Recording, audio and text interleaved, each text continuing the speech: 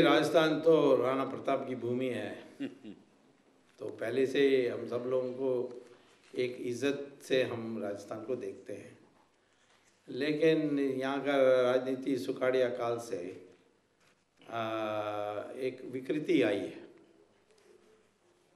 तो अब इसके लिए और आपका जो भी टेरिटरी भी है वो ऐसा फैला हुआ है, कॉन्स्टिट्यूएंसीज बड़े बड़े हैं और जाति में इतनी आप लोग लिप्त हैं। तो एक राजस्थानी एक पहचान, इसको आइडेंटिटी कहते हैं, उसको उत्पन्न करने की आवश्यकता है। हम तमिल लोगों में बहुत विभाजन है, परंतु तमिल पर सब इकट्ठे हो जाते हैं, और ये बंगाली का भी ऐसा ही है।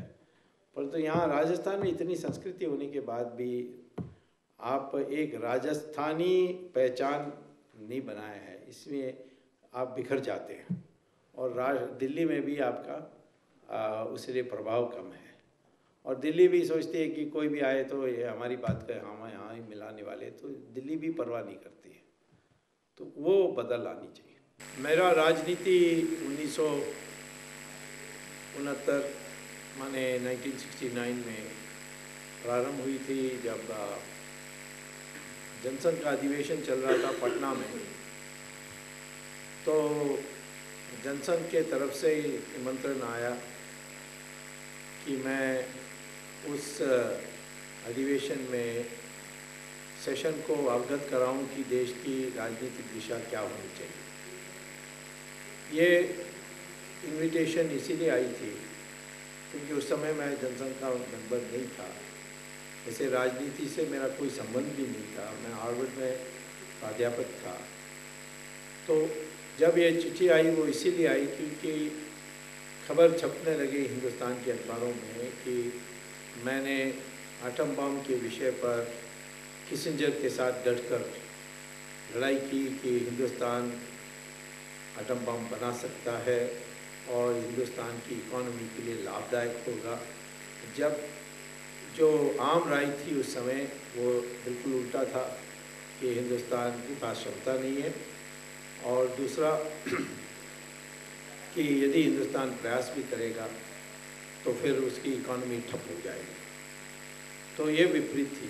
दूसरा विषय जो मैंने बहुत जोर शोर से वहाँ के जो इंडिया विशेषज्ञ होते हैं, वर्ल्ड बैंक के लोग ऐसे, उनसे हमारी घमासान लड़ाई हुई इस बात से कि मैंने कहा कि ये जो विदेशी मदद दे रहे हैं सरकार हिंदुस्तान को, ये हिंदुस्तान को लेना नहीं चाहिए, और कोई पैसे की ज़रूरत है बाहर से तो इंटरनेशनल कैपिटल मार्केट में लेना चाहिए। इसमें भी बड़ा विरोध हुआ क्योंकि वर्ल्ड बैंक और ये इनके लिए तो बिजनेस था ये मदद देना,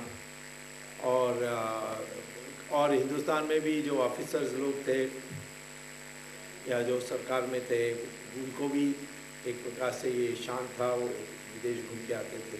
मैं उस समय आईआईटी में फुल प्रोफेसर बना हिंदुस्तान के न्यूनतम आयु में, माने इससे कम आयु में कोई बना नहीं। 28 साल की उम्र थी हमें, हम बन गए, और 71 की बात कर रहा हूँ। और फिर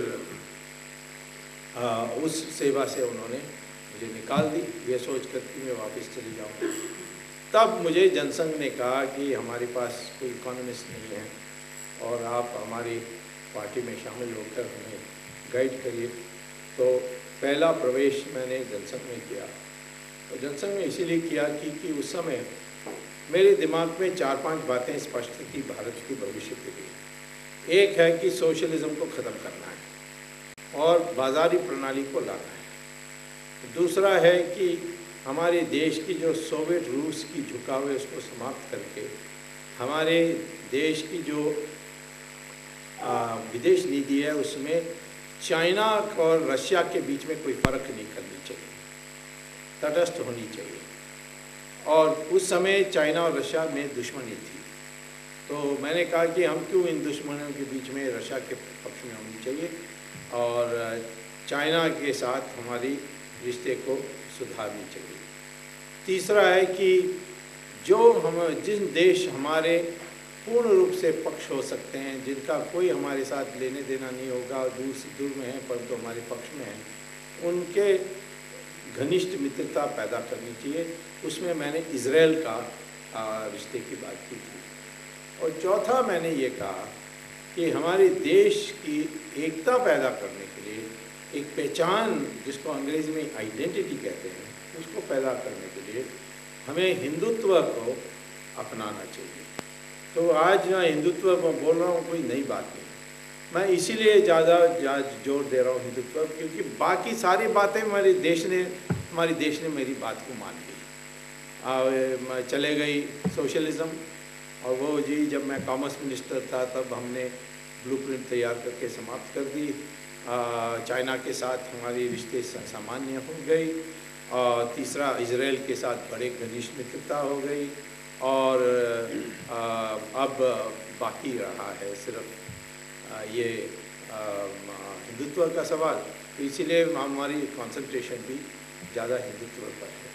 तो एक आइडियोलॉजिकल पैकेज के साथ आया, उसी में मैं राजनीति करके आया हूँ।